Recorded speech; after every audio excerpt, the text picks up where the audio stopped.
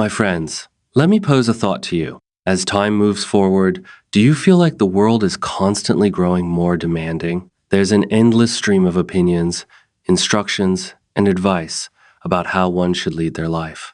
Yet, the reality is this. The final chapters of life aren't about chasing external clamor. They are, instead, a journey toward inner serenity.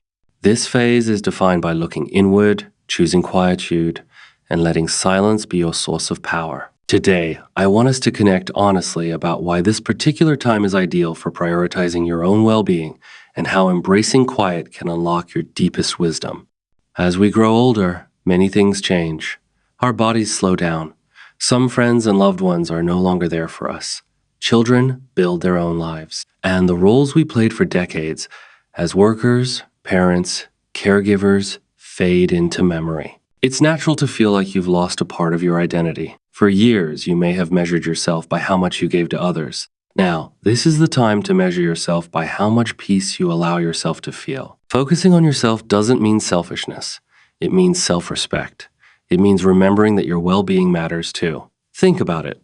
Haven't you spent most of your life giving time, energy, advice, care? But now, your health, your mind, and your spirit need your attention more than ever. A woman named Mary, for decades, she was the glue in her family. She raised children, helped with her grandchildren, volunteered at her church, and even cared for a sick neighbor.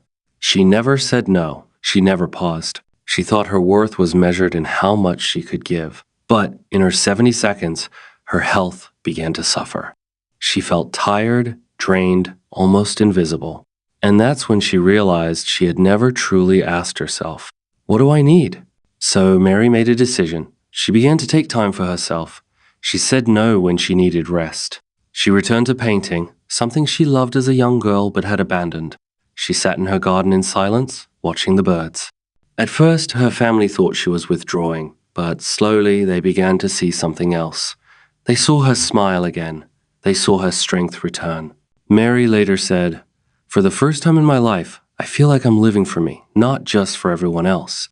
Mary's story reminds us, when you focus on yourself, you don't lose love, you gain peace.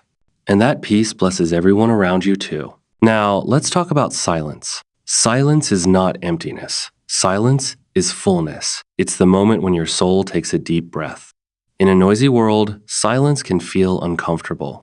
But silence, when chosen, is healing. It gives your heart space. It gives your mind rest. Think of silence like a garden. When you stop the noise, you make room for peace to grow. You don't need to fill every moment with conversation. You don't need to explain yourself. You don't need to join every argument. Sometimes, silence is the most powerful answer. Take John, a retired mechanic in his 80 seconds. His children adored him, but they constantly asked for help fixing things, babysitting, attending every family event. John loved them, but he felt worn out. One evening, instead of driving across town for yet another gathering, John simply stayed home. He made himself tea, sat in his favorite chair, and opened a book. At first, guilt crept in. He thought, "Am I being selfish?" But as he sat in that silence, he felt something he hadn't felt in years. Calm. The next day, he gently told his children, "I love you, but I need time for me, too." To his surprise, they didn't resent it. They respected it. They realized their father was still teaching them a lesson, how to care for themselves. Like John, we can all learn that silence is not running away. Silence is choosing peace. Silence teaches you to listen to yourself, to the whispers of your heart, and to the wisdom that only comes when the noise is gone. Did you know that in the United States, nearly 1 in 3 older adults report feeling lonely? And research shows that loneliness can increase the risk of heart disease, stroke, and depression. But here's the important part. Being alone is not the same as being lonely. You can sit in silence and feel whole. You can rest in solitude and feel connected to life. Mary in her garden found healing in the quiet. John in his chair found strength in a peaceful evening. Both discovered what science now confirms. Silence lowers stress, calms the heart, and even supports the immune system. So when you choose silence, you're not just protecting your mind, you're protecting your health. Fellow friends, Let's consider how stillness safeguards your personal dignity. As you advance in years, the need to justify yourself fades away. You no longer have to debate every minor detail or constantly seek validation from others. In essence, silence makes a profound statement. My worth is inherent. I have nothing left to demonstrate.